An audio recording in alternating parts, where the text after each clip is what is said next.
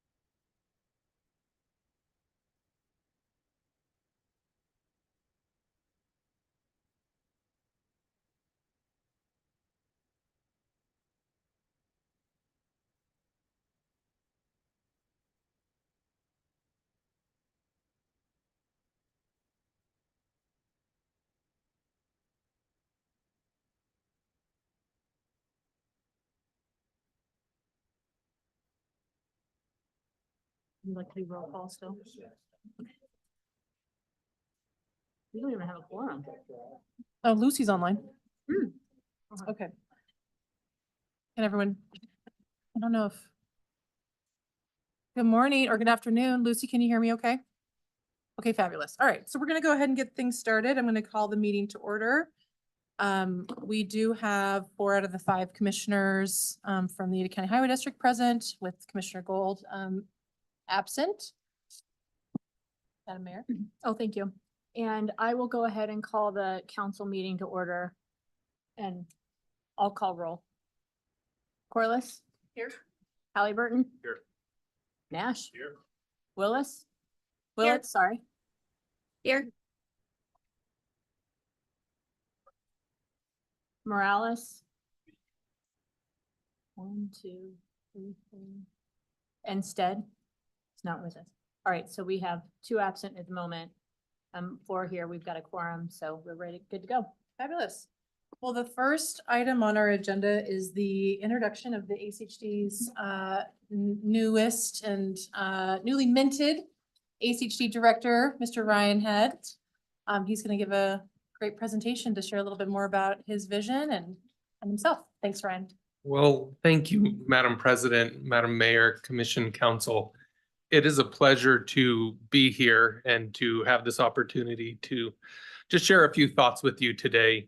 I hope I'm not a new face to many of you. We've had many interactions over the years, and I'm excited to continue to work with you and work with the commission and in accomplishing wonderful things, right? Ultimately, our biggest goal is to get some things done and to build the best transportation system for our community. And really that really is the whole goal. And this slide here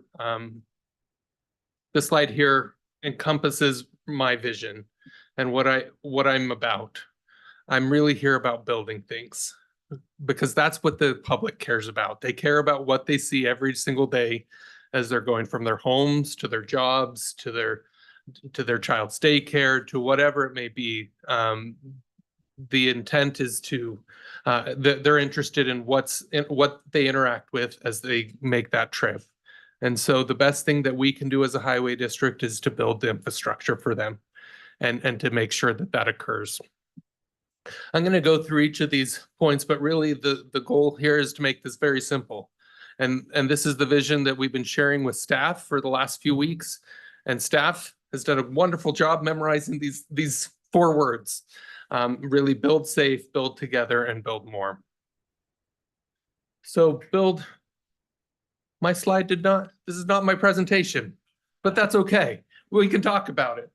Because I can share this wonderful example that is a great example of building together. And when we talk about building together, we're talking about building with our commission, building together with the cities and seeing your vision and seeing the things that you want to see done, accomplished within your cities. You understand what your citizens want to see just the same as we serve those citizens. And so we want to be helpful in unrolling your comprehensive plans and seeing those things come to pass. It's working together within the district and working and supporting each other. It's also about working with the public.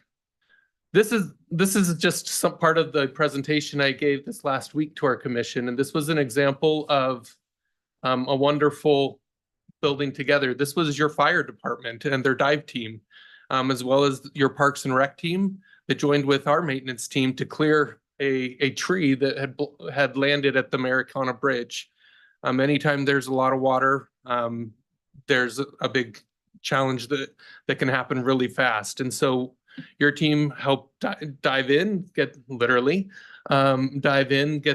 wire around the tree and help us to move that out of the way. Angel, if you could change my slides to not this. Can you change the presentation to the other one? If you would, it's directors or joint meeting. Director's dance music.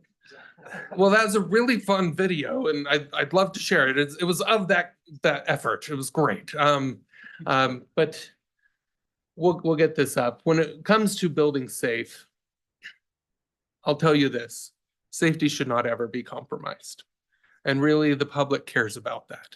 They care about getting to where they need to go and where getting there safely. They care about their family and their kids. I've been part of this community for perfect. Here we go. Okay, we're doing good. I have this picture up here primarily because it's an inspiration for me and a reminder for me of why what my role is as the director and as a public employee. Many of you know who this is. This is Jaden Zarowski. He was killed crossing 16th Street on his way to Boise High for registration, sophomore registration. My son was headed there that same day. And it could easily have been my son, right? In that environment. And so it's meaningful to me to have this reminder. This is a memorial that was put there, but ultimately it should never be compromised. We should never make decisions that take safety into question. Anytime our challenge and our staff has been challenged that anytime they see a need, something that we could do to make it safer, to say something and let's get something done. We've worked hard over the last couple of years to really create an opportunity and ability to respond quickly. We have an entire safety engineering team that's dedicated to those things. And their job is to quickly respond when we have these needs out here.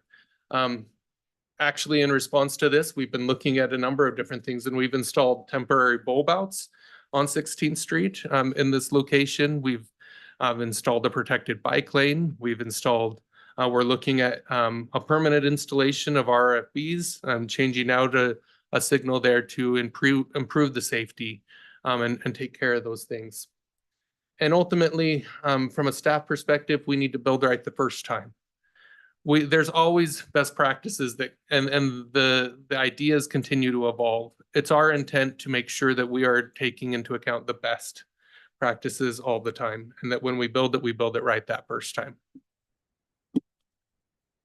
Last is to build more. Again, this quote was something I heard actually at a conference from a executive at UPS.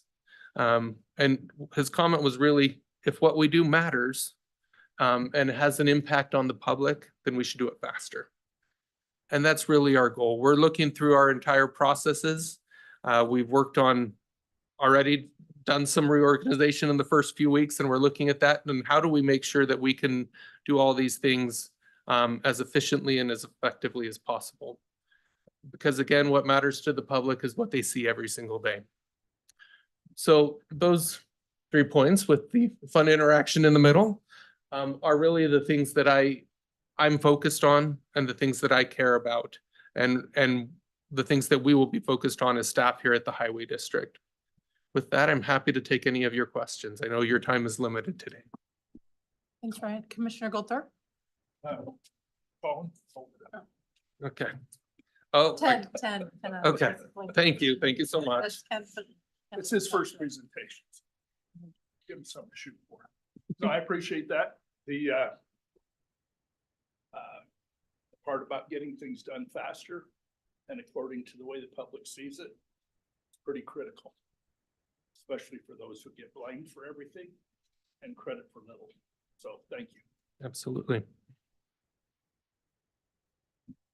Madam Okay. President, Councilmember Halliburton? no questions.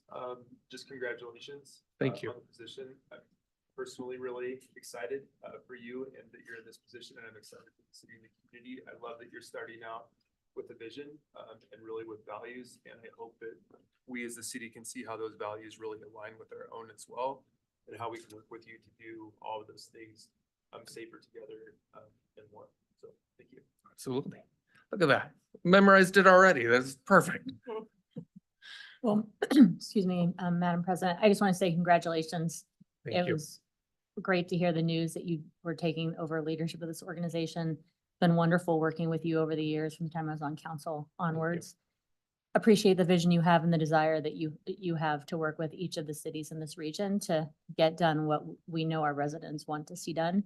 And I'll just give a prelude that especially in the Build Safer, I know that there are many people on this council, many people in this city that means a lot to.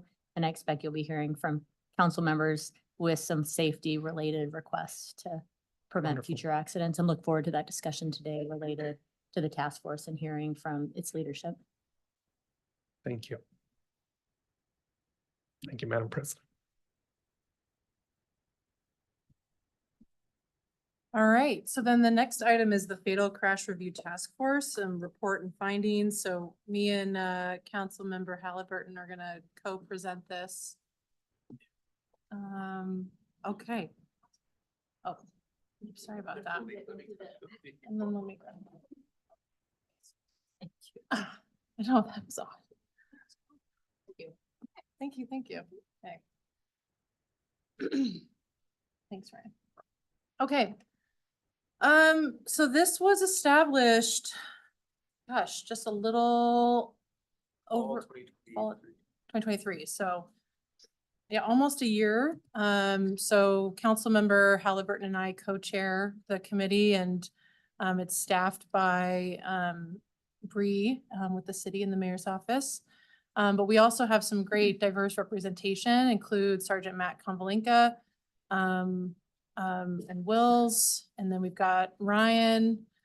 Bree also sits on the committee, and then Cynthia Gibson, so she represents citizens. So we as a group review fatal crash reports. We also have looked at historical instances of fatal and serious crashes at crash locations. So if we see there's been some fatalities, we then dive a little bit deeper where all those other serious crashes have happened, if they have happened at that location or near it. And we have visited crash sites, and those have included external folks as well. Councilmember Willits also came with us to recently on a walk on Cloverdale, and have had lots of really great participation through that work as well. Add on just on that Mhm. last slide, some of the importance there. Can we make sure that Councilmember Willits can hear? We did. Great. Yep, Okay. yep. So these are better than our mics. Sure.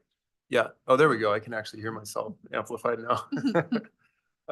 I would add on this last slide, just sort of the importance of this process of meeting together, going and actually seeing things in person and knowing some of the history. I think ACHD has done a really great job in the past of going to a crash site, looking at it from their own point of view and saying, this is what we can do to improve here. BPD can actually look at it in a slightly different lens, going there and actually looking at all the different reported crashes that we've seen there as well. And having those conversations and that dialogue together, we can get a little bit of a richer understanding of the whole picture of each of these specific crash sites, and then actually going out to those crash sites in person, seeing even more. And so I think that one of the things that I have been realizing with these activities is that a lot of this work has been being done, but it hasn't been being done together. And so the conversations aren't as they aren't as thorough, they aren't as complete, because everybody's sort of moving in their own different sort of silos trying to address this. As we pulled everyone together and having the discussions a little bit more, I've been learning a lot from our police department. I've been learning a lot from ACHD, and I can see that shared learning going across the board. And I know our police department has said the same thing. Mhm. Yeah, I just want to emphasize, I think the perspective from law enforcement has been really enlightening, and having obviously two incredible folks on your team being able to that see this on the ground, see the driver behavior, has been really enlightening for us, and adds, another element of credibility about the importance of this work.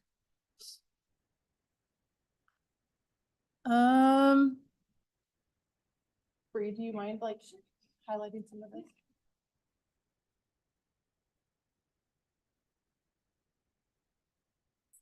Bree Brush, City of Boise. So on the screen up here, we have an excerpt from the publicly available dashboard provided by ITD that interprets all of the crash reports provided by law enforcement from across the state into this dashboard. And you can go through it and see the different factors that went into a crash, what might have contributed to it. And then you can put it together on a map and see where these crashes occurred.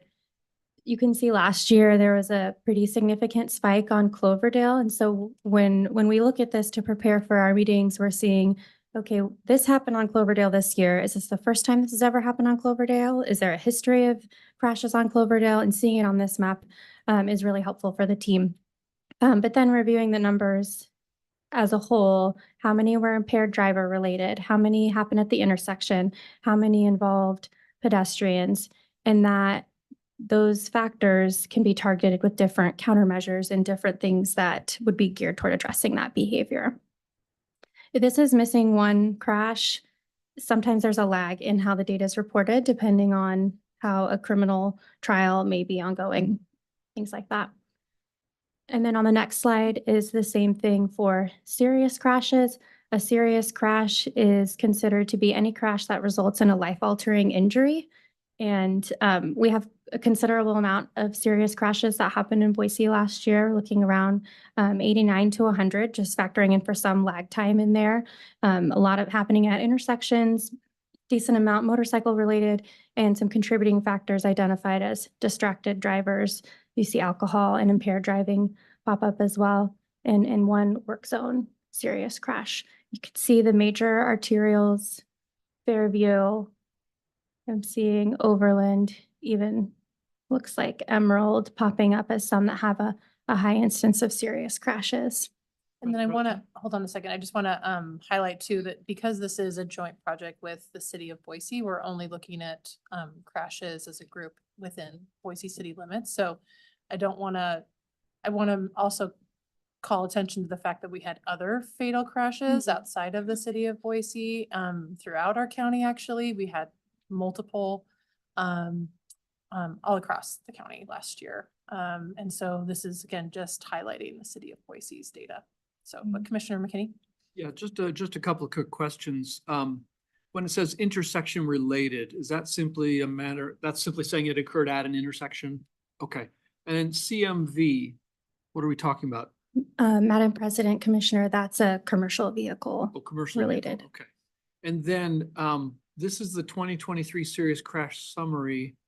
It shows 2 fatal, but on the previous slide, we saw that there were 13 Mhm. fatal. So that's confusing. Sure, If you can yeah. clarify.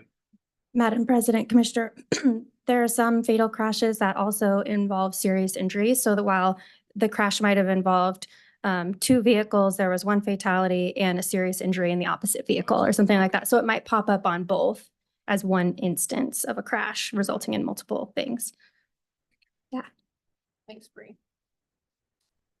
And then we pulled out just to show where the pedestrian related ones are happening most commonly. You have several on state, particularly last year. And then another thing I'll add here in line with the commission president's comment is this doesn't include any crashes that occurred on I-84. Those are responded to by Idaho State Police. So we don't include them here for our review because we're not able to access the same level of information as those that are responded to by BPD. Any questions on the data before we move on?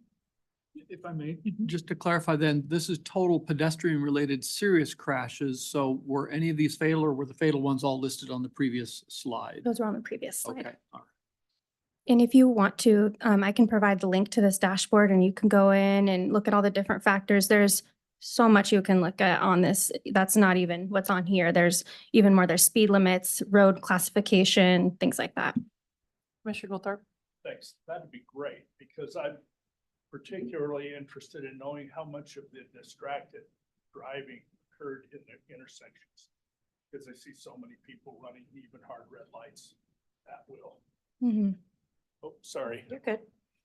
People usually don't complain about me not speaking loud. But anyway, You don't have to share. that's all.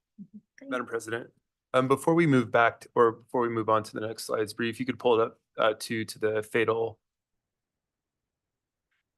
One of the things I think that was surprising to many of us as we were going through these crashes was the amount of impaired driver related and amount of alcohol related crashes that we saw as well. And that was definitely something that stuck out as significant in conjunction with the intersection related ones as well.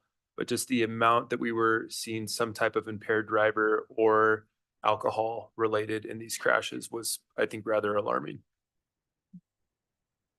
Which to speak to a little bit more detail, it's like, you know, that the drinking or whatever, right, like led them to obviously behave differently, and that often looked like speeding and a few other components, which, you know, really made the difference in things being fatal. So. Well, if I may, it's my perception, and tell me if you have information that says otherwise. My perception is that drunk driving, impaired driving has spiked since the COVID lockdowns. Is that a fair assessment? Do the numbers show that? We didn't cover that at all. Madam President, I think, and might have an officer join us from the team, but they actually showed that they've thought on the whole, DUIs, instances of drinking and driving are decreasing. They're on a downward trend. Maybe we've seen a spike in the last year or so, but on the whole, they're going down. They're trending down. But another element that makes impaired driving particularly challenging is the time of day the crashes occurred. So you're now pairing an impaired driver who has a delayed reaction time with a darker environment.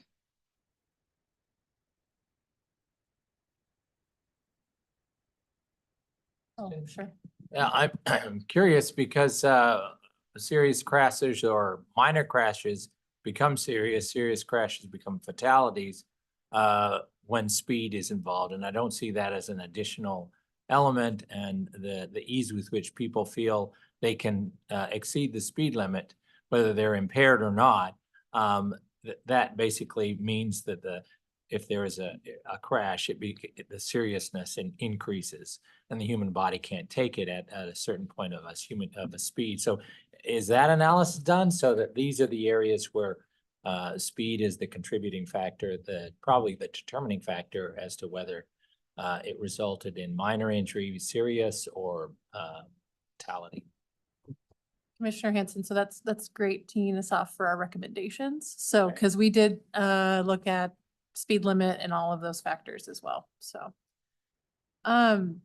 So there have been a series of efforts that have happened parallel to this task force, but also have been reinforced by this task force at the same time. So, we've installed, we are installing new streetlights in some low light portions of Cloverdale Road. We're evaluating a crossing at Cloverdale and Irving as a result of this walk and the data that we're looking at a modification of a sidewalk near Gowan Road. Obviously, you guys have hopefully seen the implementation of the slow zone along 16th Street and Americana, and those intersection improvements on 16th and Washington that Ryan previously talked about, where Jaden was hit and killed. So these are some of the most notable ones that we've done and completed and are working towards at the moment.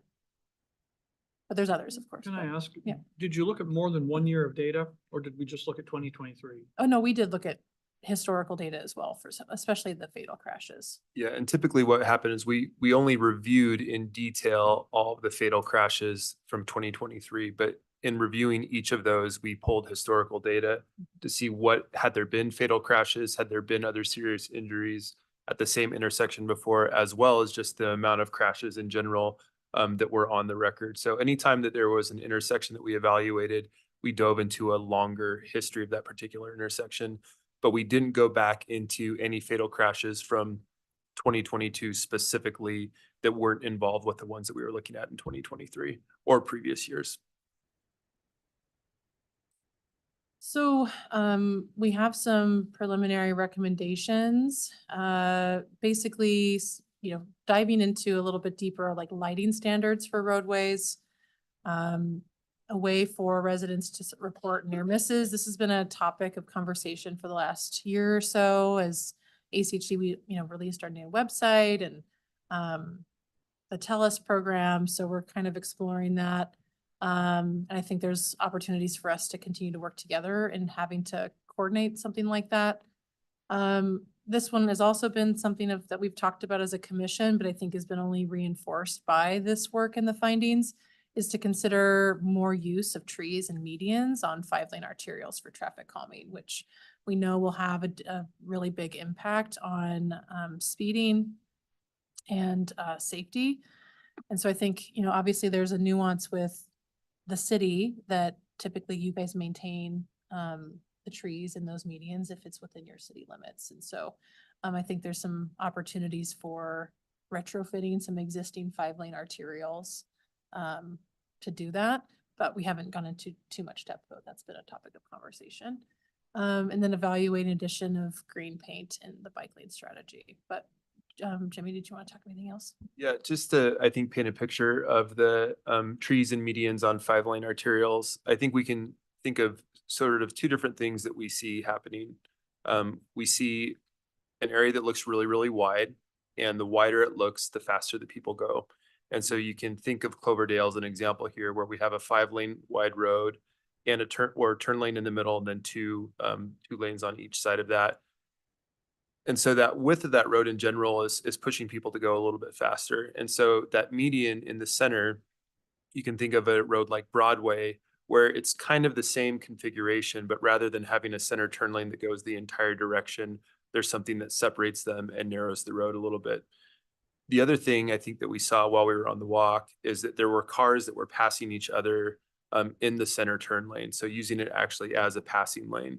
And so the medians in there, not only are they encouraging people to drive a little bit slower, they're also potentially making it impossible for people to display that sort of illegal behavior that we see.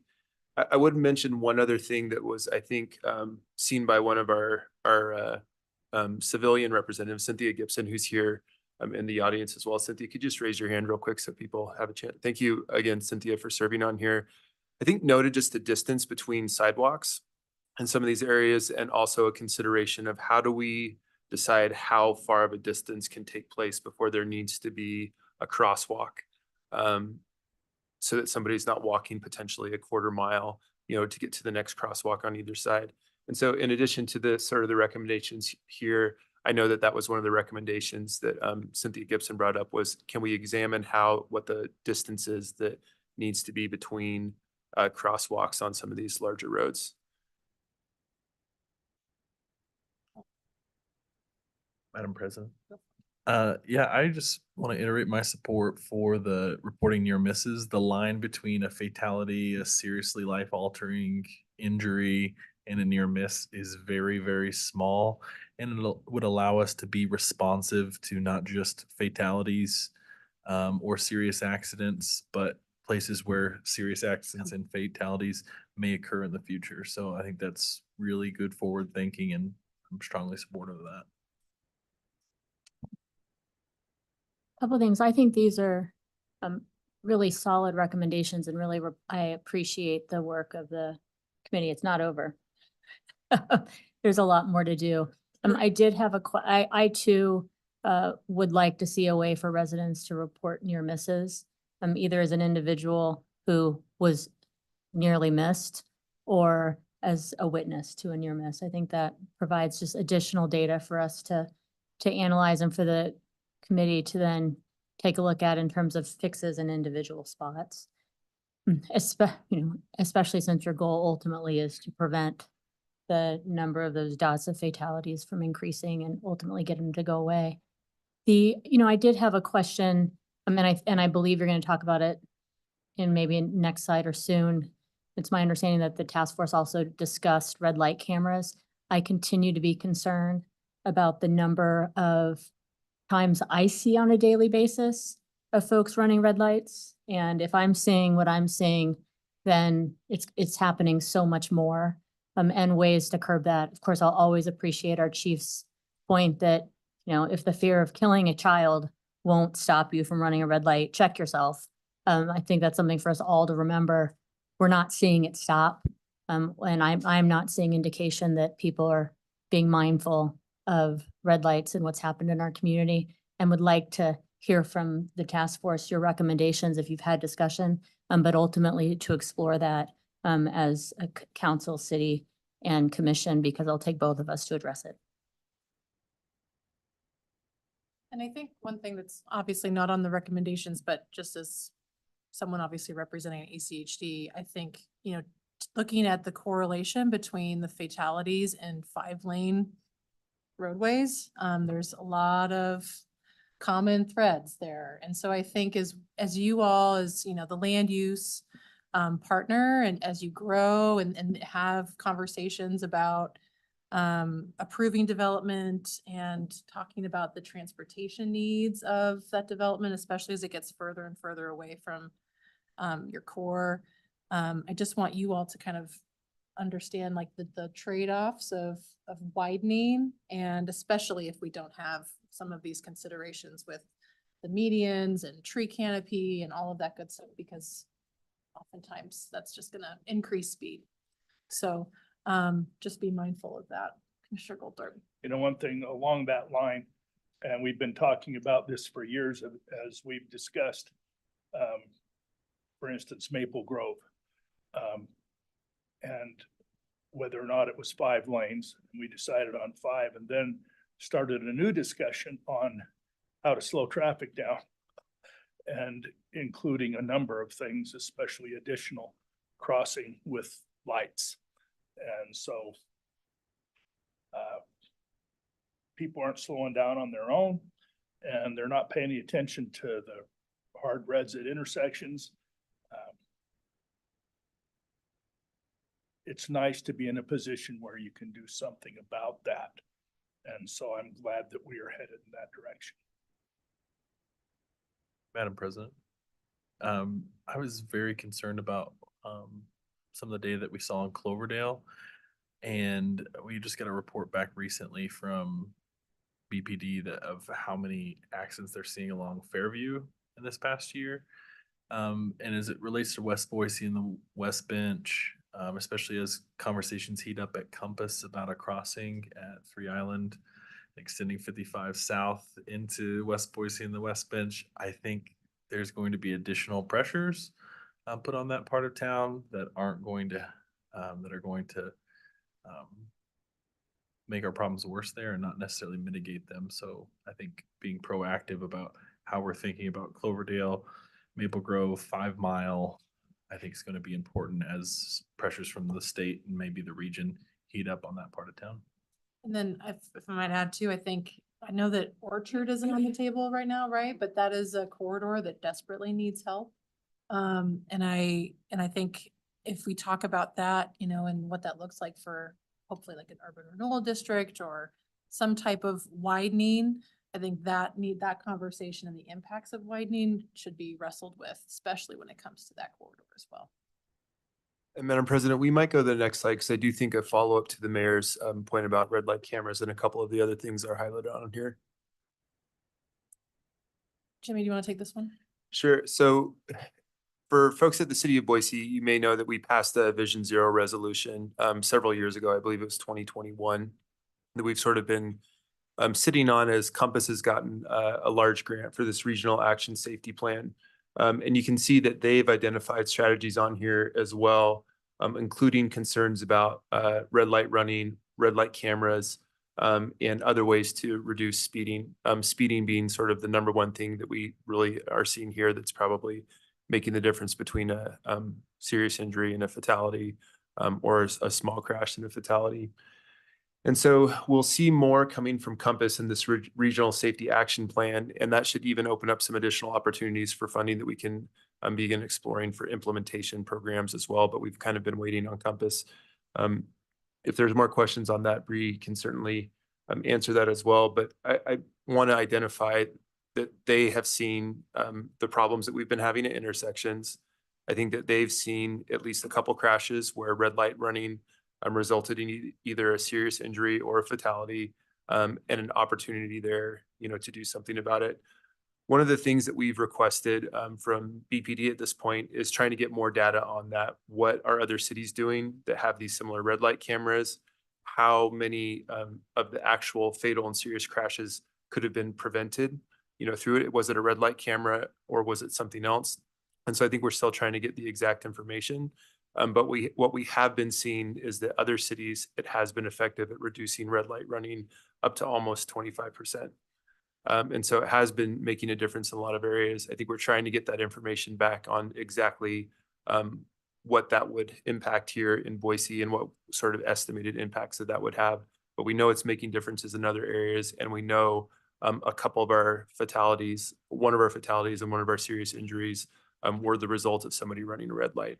And we also know that those same red lights are being ran across the city at higher levels, and law enforcement is having a difficult time keeping up with actually enforcing both speed and red light running. And then we also have the Get There Safely program within ACHD. We also have been working on the Leading Pedestrian Interval Initiative. So that's the State Safe Streets for All grant. That's also the Access to Opportunities. So we've got a lot of really great funding that we've received to plan 25 projects, mostly in the Boise bench in West Boise area, and then 11 of the 25 are in Garden City, where folks are in desperate need of bike and pedestrian infrastructure. So there's a lot of that going on as well. The Office of Highway Safety Partnership, and obviously your guys' website. So there's a lot of really great momentum in this space, and to the mayor's point, the work is not done. We're going to continue to work and continue to evaluate these crashes and fatalities. It's not a fun gig at all, but it's really important for us to continuously look to see how we can continuously improve. So with that, are there any other questions? Madam Mayor, Madam President, I just want to compliment the work that the city and ACHD have been doing on this. I had the opportunity with the mayor's staff and Jimmy and yourself, Alexis, for us to do that walkabout on Cloverdale with law enforcement at the time of the crashes. And it really is instructive when you look at how things are designed and what we can do to try to help with design when possible. I mean, on the issue of red lights and running red lights, I just want to echo, this is an epidemic. When I'm in my car and I'm at a red light and it turns green, I treat it like a four-way stop because I never know who's going to run. And I think we've all seen somebody whiz past. And to President Nash's comment, they are near misses. And so I don't know that we have the answers right now, but we need to at least raise the awareness so that we can get the community to start talking about this because people are getting hurt. Madam Mayor, Madam President, thank you very much. I really appreciate this close collaborations between our organizations on such an important issue. I mean, I don't think there's anything more important than safety for our community. You know, our residents a lot of times will see things that we don't necessarily see in their areas. Is there an input tool that they can provide information on what they are perceived as a dangerous situation to ACHD? Well, folks can always use our going through a portal through our website to report any type of issue, and that could be a safety issue. So there currently is that opportunity, but there isn't like a standalone thing like what Councilmember Wiltz was describing was like the near misses piece. So, but folks can use that portal to report any type of issue to us directly. Okay, great. And I do appreciate the continued work for the red light runners. I mean, we all know, and I just want to reiterate, I see it every day, downtown Boise, West Boise. Some of it I don't think is necessarily intentional, but it's continuing and it seems to be increasing. So thank you for your work. Appreciate it. Then, Madam President, I think it might just be important for us to let people know sort of like what the next steps are with our own group. So the task force meets on a quarterly basis. So every single quarter, we're reviewing any crashes that have happened since the last time that we've met or until that information is available. And unfortunately, at our next meeting, we will be reviewing another traffic fatality. In fact, we might be reviewing two.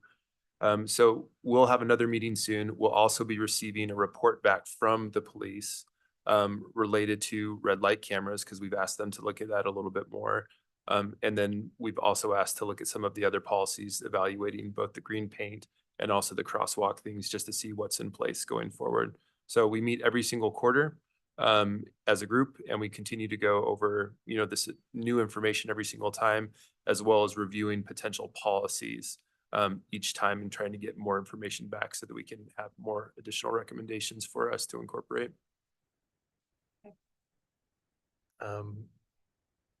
Sorry, Madam President. When is your next meeting, Councilmember Halliburton? August 18th. Yep. All right, so moving us along, the next item is the City Council strategic priorities. Move it for everyone. Sure, I see Bree on here. I think Bree's gonna come up. The council's been having discussions about, of course, as they think about their districts, the priorities that they have as districts, but of course citywide too. So Bree will walk us through this with conversation and input and anything else council members want to add to it. Thank you, Mayor. So as the mayor said earlier this year, City Council presented your strategic priorities. So these are the ones that were related to movement for everyone, and I pulled them right from your slide deck. So hopefully you can add any insight and color to things that I missed, but just to provide a general overview, pathways continue to be a top priority citywide for council and for mayor's office. including funding pathway projects and ongoing support for design, construction, and planning associated with those projects. In the Ada County Highway District category, we have just a desire for continued collaboration and maybe increased collaboration, having our attendance at your meetings and vice versa to be able to provide input through the development process and any other priorities that might arise for your agency as well as ours. We have our quarterly joint planning meetings and then an additional note here on collaboration with CCDC. I don't know if President Nash, you have any comments to add or anyone else on that one in particular? I'm not as familiar with. With the specific to the CCDC, I think our like overall feeling was, I mean, Councilmember Halliburton touched on this earlier, is we just don't want these decision-making agencies to feel siloed. We want council, the mayor's office, the commission staff, CCDC and its staff. We want to be acting together on shared priorities. I think that was the general sentiment of council that we wanted to express, and I'm sure there are actionable ways we can discuss how that could look today, but that was the general sentiment from council. In the other support category, continued support for VRT and airport, a separate category of transportation improvements. This is the last slide, and then the floor is to you to have any discussion you'd like. The existing collaboration here, this doesn't reflect the near constant communication all of our departments are in with you all, whether it's police on speed limits or arts and history on public art or sewer on what's underneath the concrete. These are just kind of the high level ones at leadership level, elected level. You have these quarterly joint meetings, and then at the staff level, obviously those day-to-day interactions between our departments, and then some general coordination meetings that our teams have together. And then a City of Boise staff member sits on every single project within city limits. And I'd just add to this too, since you're listing some of the interactions. Recently, we convened at City Hall with the commission, although it was the commissioner from downtown, Commissioner Gold, a meeting to discuss all of the projects in the works. And Bree is working on compiling and creating a map of city development entitlements that is then combined with CCDC work, ACHD work, geothermal work, et cetera, to better coordinate when folks are in the ground moving forward.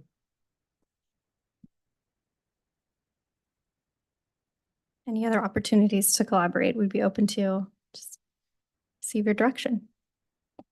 Madam President, we've had a couple of meetings recently, and I think this is an opportunity for staff to work together a little bit closer, where our modern zoning code is calling for separated sidewalks in areas where ACHD is doing sidewalk gap infill projects. And in some cases, we're requiring the developer to do a separated sidewalk. And right next door, ACHD will be installing a brand new on-street sidewalk as well. And we've actually seen this on two different applications where we need to make sure that those visions are sort of lined up. So it doesn't make sense for us to have a developer do an off-street one if we know the ACHD is coming down the whole section doing something different. Or it means that we need to make sure that if we have our zoning code right and ACHD is moving forward on these planned sidewalk improvement projects, that they need to match or better align with our zoning code. And I guess I would kind of hope and encourage us to pursue the second one as much as possible, because we passed the zoning code and we identified the arterials and the streets where we think it's important to remove people from traffic. And I think that the sidewalk project plans that you have are from a couple years ago. And so just, they're not lining up the way that they need to be. And so we need to figure out how staff can be working together to make sure that they line up. And again, I'm going to say that my preference would be is that at all times possible, we honor the intentions of the modern zoning code and that separation that we're looking for people. I also understand that that's not necessarily possible in all locations, but like that should be, I think, the direction that we're moving towards. That's all I have. All right, so then the next one is the tree salvage pilot. So I'll be really brief, but basically at the commission level and as an organization, ACHD, we've been battling and rightfully so, just kind of the trade-off between sidewalks, multi-use paths, tree canopy, lane widths, right? There's all these factors that when we go in to improve something, there's some element that something has to go, right? If you're gonna do, if we're gonna add a sidewalk that cuts into sometimes some really great landscaping, which could include a very well-established tree. So we've been talking a lot about and looking at the nuances of these corridors that have really well-established trees. And it's definitely not a perfect science, but we're learning a lot more as we go into these neighborhoods that have a lot of those trees, which happen to also be a lot in Boise, which is a good problem to have. And so one of the conversations around it has been, what are we doing with those trees when we do have to remove them when they're in the right of way? And that is something that I've been concerned about, especially considering the fact that when we do remove trees that are in the right of way, those typically just go to the dump, the landfill. That's one of the largest contributors to the landfill, actually. And so I didn't know this until recently, that the city of Boise has an amazing tree salvage program with trees that you guys maintain and are within your property limits. And so there was a great meeting with myself, Councilmember Halliburton, city staff and ACHD staff about how can we learn from you all and how do you make this work? How can our process be better or more aligned? So we're going to be doing a tour on our Liberty corridor project, which happens to be, is that in your district? It is. Okay, Mhm, perfect, yeah. Kathy. So we're going to be looking at that project and walking it with city staff and your guys' tree removal, with our tree removal contractor and the city's tree removal contractor to understand how you all go about looking at these trees and say, this one's great for salvage. This one isn't, yada, yada, yada. So hopefully we'll come back to the commission once we learn a bit more about how you all do this work.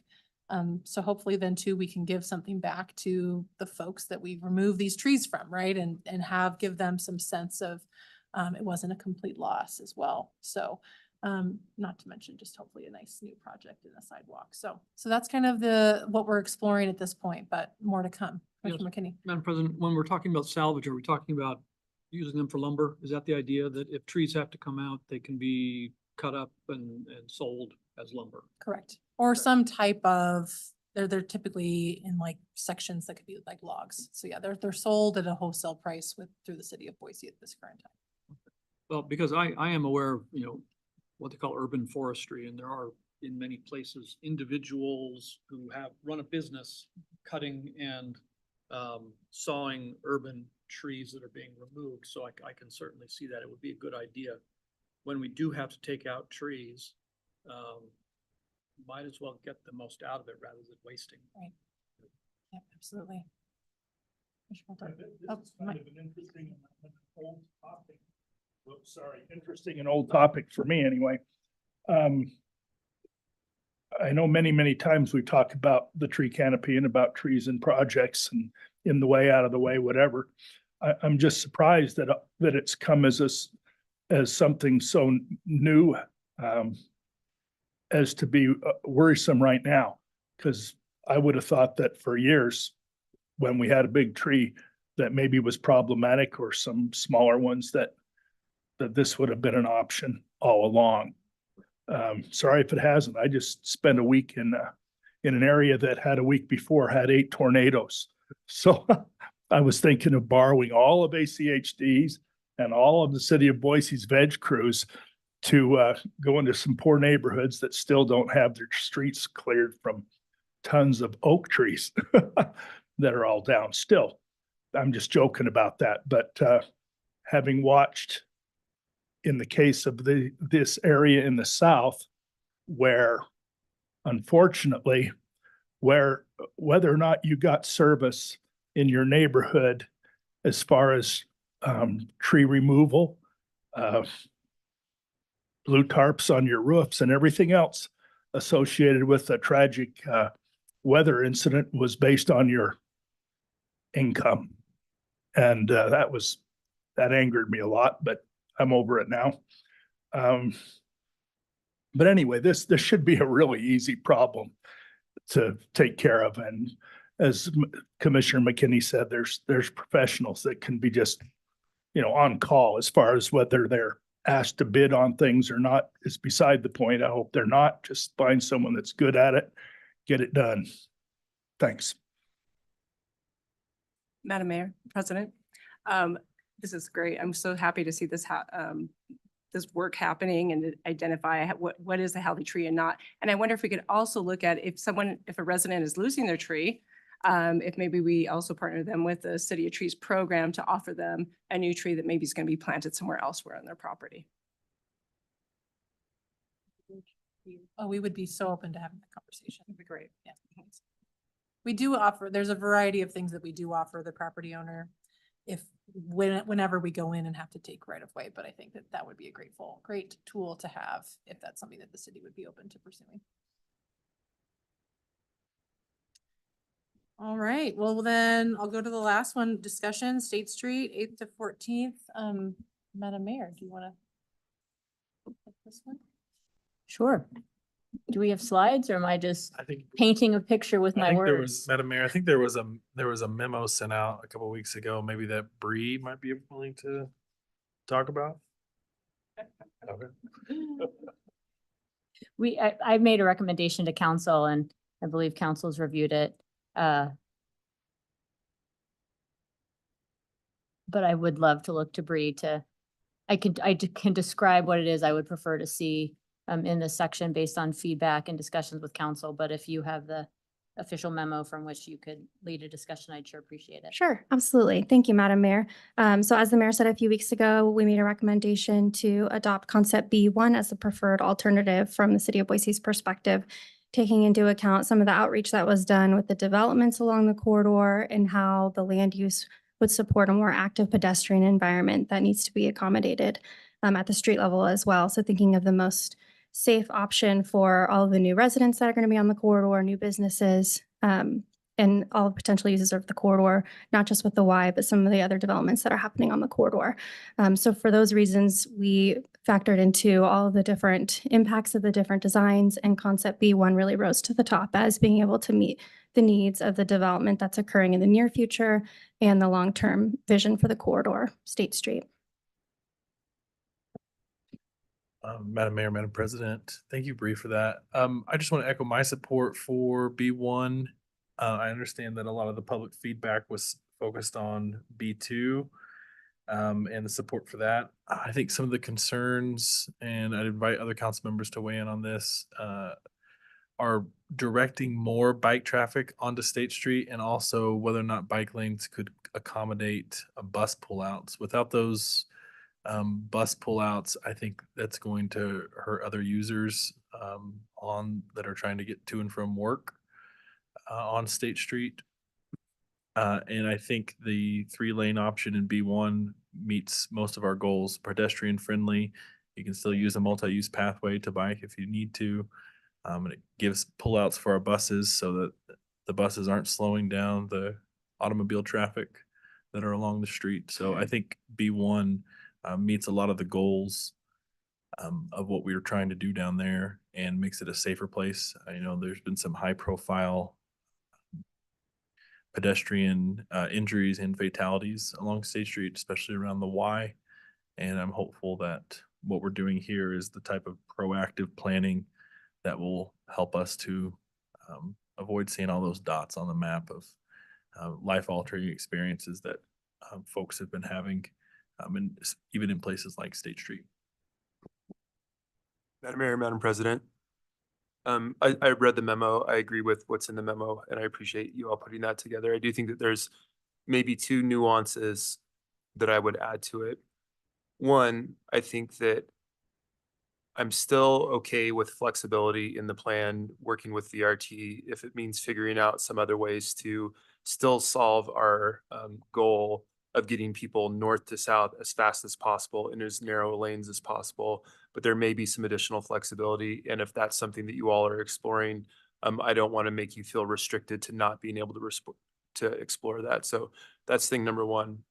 I think thing number two, and the difference between B1 and B2 really falls on what the east-west routes that are complementing it are on either side of the block. And so the plans that are in place are both on Bannock and on Franklin at this point. And both of those, I think in part of that section, are really looking at what I would call bicycle infrastructure that may not get the level of cycling that people are going to need to feel comfortable with. And I think that what they're planned currently are for sharrows. And so again, I would say that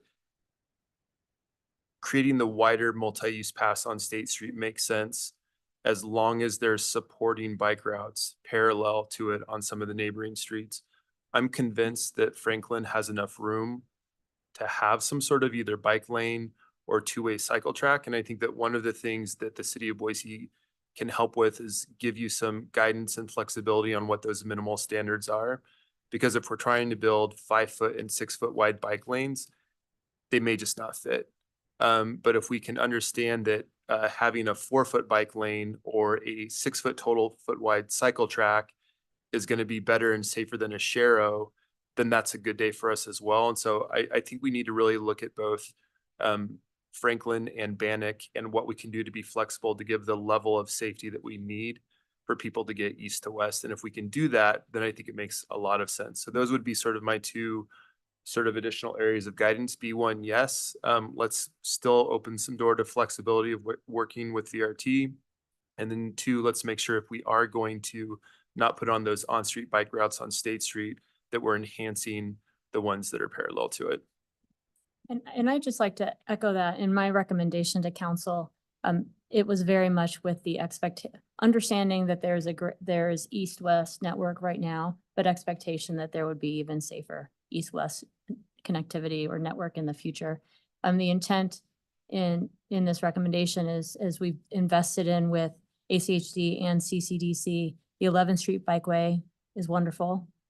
There are other ways that we can get north and south with CCDC will soon be working on the dual lane bike route on 8th Street to get folks down to 8th Street to get into the network. But we need to have a safe passage, stronger network east-west, whether that be Franklin and Bannock, or I will always remind us of the time that we had lanes on Idaho and Maine and how well they worked.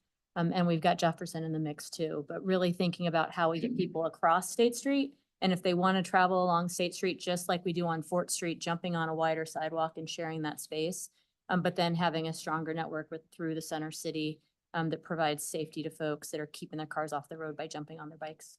Yeah, Madam Mayor, I think I really look forward to having that conversation with you all. And I think it takes some really good coordination around what you guys would prefer, especially if we're going to look at, making something fit, right? Yep. Like to your point, because something's got to give. So if that's one side of parking or whatever, right? And I think having you guys understand, having that conversation with you all so you know what those trade-offs are so that we can build that with the expectation that it's not going to be, 12 feet wide or what have you. And I think we welcome that conversation. Well, and I'd encourage us to have in the conversation, not just a ready list of what are traditional trade-offs, but it might not have to be parking. Right. It could be a foot, right? And we can still get folks going in both directions. So coming together, brainstorming of what could be tweaked in order to fit the safety goals that we all have in the space that we have. Absolutely. Mr. Goldthorpe. Yeah, I'm just remembering here, and I don't have the slightest concept in my mind right now what B1 and B2 was. That's So- why I needed a slide, because I'm on, Yeah. I just like the 3 lines with the, Wait, Lucy's With got you that. covered. But what I do remember, like it was yesterday, because we've had so many conversations on this, and Jim's been with all of them as well, is how important it is to maintain the focus of State Street being an incredible petri dish and experiment that has to succeed for mass transit. And so anything that we do that would diminish the ability of the bus line, VRT, to operate on schedule would be a real mistake, in my opinion.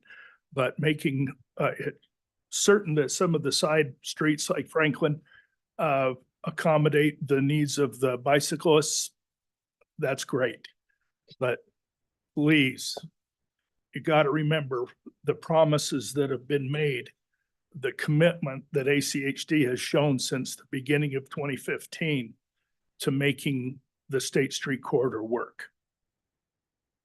Well, and just to clarify, Madam President, the the alternative that I recommended and council has agreed does not have a bike lane on State Street. It has the multi-use path that would allow for all users off the street. I just worry But about the the importance buses of- getting in and out quickly. Yes, Yeah. the importance still of buses being able to pull over, stop and pick up and drop off folks.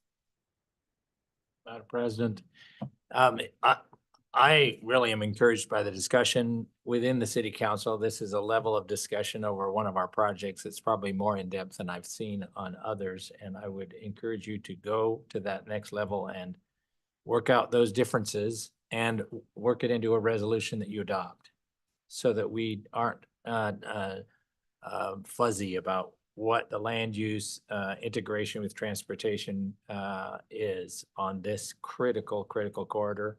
And I would encourage you to explore it as a regional and what we've invested in already in terms of how traffic coming east and west, car traffic coming east and west, uses State Street, despite the fact that we've provided them other alternatives through Whitewater, Jefferson, Bannock. So those were built with the intention of taking traffic off of State Street. It hasn't happened largely because of design. And so part of it is to integrate the regional vision for how traffic moves east and west into and out of downtown Boise from on the north side of the river. So those would be the two things I would encourage in adopting a resolution. Continue grappling with the trade-offs so that then we aren't left to guess what those trade-offs would be for the city's standpoint. And you, of course, have the ability to impose additional conditions on land use as it gets developed on that corridor. We don't.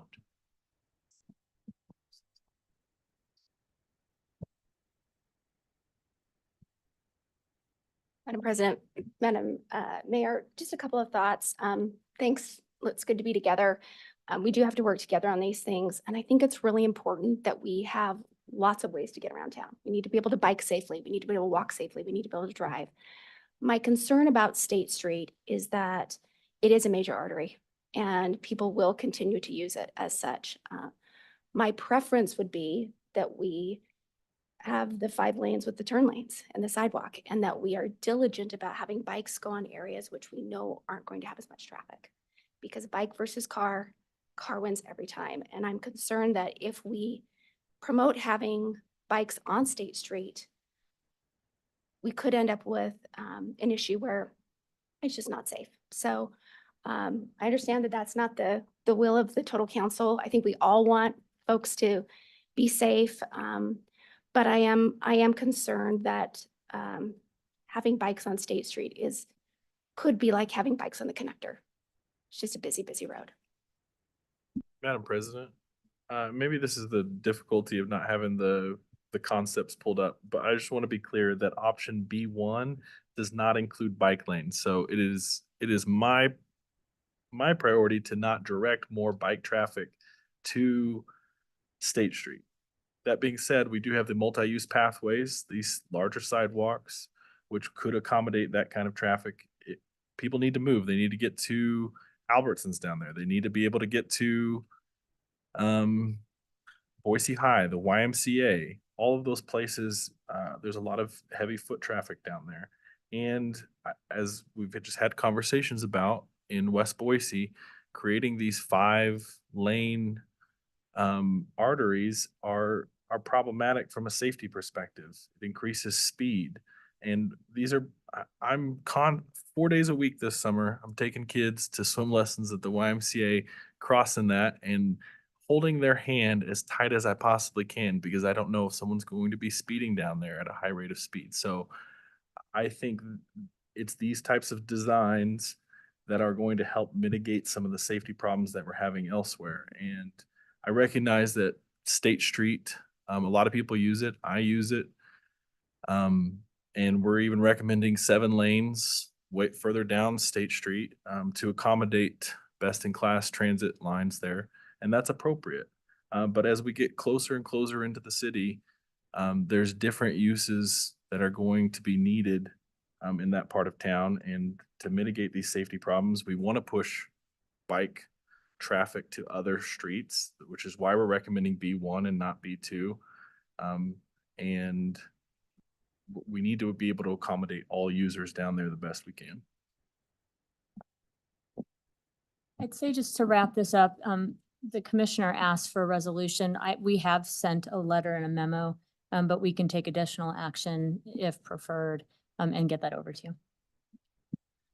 Well, I just want to say thank you all for being here. Thank you, Bree, for all of your efforts and like being that like main point of contact for us and Yeah. just an incredible resource and like collaborator in chief, if I may. You have amazing staff and amazing leadership with the city of Boise, and really looking forward to you all getting to work with Ryan a lot closer, and just continuously like in awe of how we can work better together, and how many shared goals that we have, and seeing the improvements come. But Madam President, real quick before we, just noting the date on our next traffic fatality review task force, and then also noting the date of both when ACHD and the city of Boise is having our budget discussions.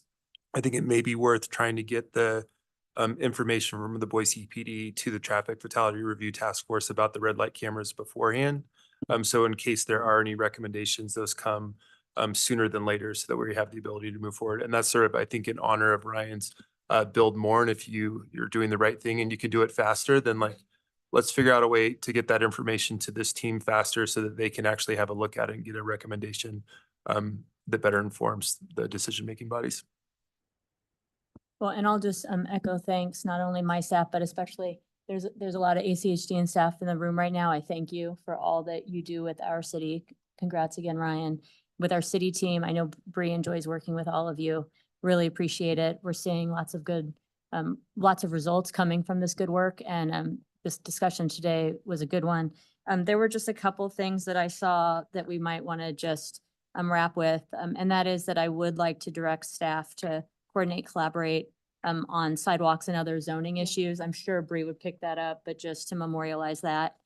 Today came out of it. And then, of course, more than happy to have our Elaine Clegg Tree Challenge folks meet with your team to see if there's something that could come from that as well for replacement trees as you're seeking to salvage them.